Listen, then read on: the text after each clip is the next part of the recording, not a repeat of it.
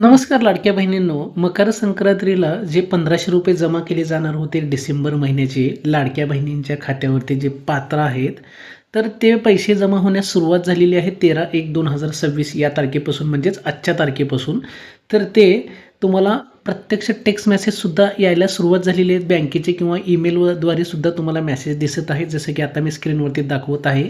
आणि जर तुम्हाला मेसेज आलेला नसेल, तरी तुम्ही बँकेमध्ये आपलं बॅलन्स चेक करू शकता किंवा फोनपे, गुगल पेच्या माध्यमातून सुद्धा तुम्ही स्टेटस चेक करू शकता किंवा संबंधित बँकेचे जे ॲप्लिकेशन आहेत तिथून सुद्धा तुम्हाला बॅलन्स चेक करता येणार आहे. ₹1500 जमा झालेले आहेत किंवा नाही याचं. तर वितरणास सुरुवात झालेली आहे. आजपासूनच सुरुवात झालेली आहे. 2 दिवसामध्ये सर्व पात्र लाभार्थी महिलांच्या खात्यावरती हे ₹1500 दिले जाणार आहेत आणि ₹3000 अशी जी आशा होती लाडक्या बहिणींना की 3000 भेटतील शासनाकडून. तर जे जानेवारी महिन्याचे ₹1500 आहेत ते मिळणार नाहीत आचारसंहितेमुळं, असं निवडणूक आयोगानं सुद्धा स्पष्ट केलेलं आहे की या ₹1500चं वितरण करता येणार नाही आहे जानेवारी महिन्याच्या. तर आता फक्त डिसेंबर महिन्याचे ₹1500 तुमच्या खात्यावरती जमा केले जात आहेत, जे की पुढच्या 2 दिवसामध्ये ही प्रक्रिया पूर्ण केली जाणार आहे.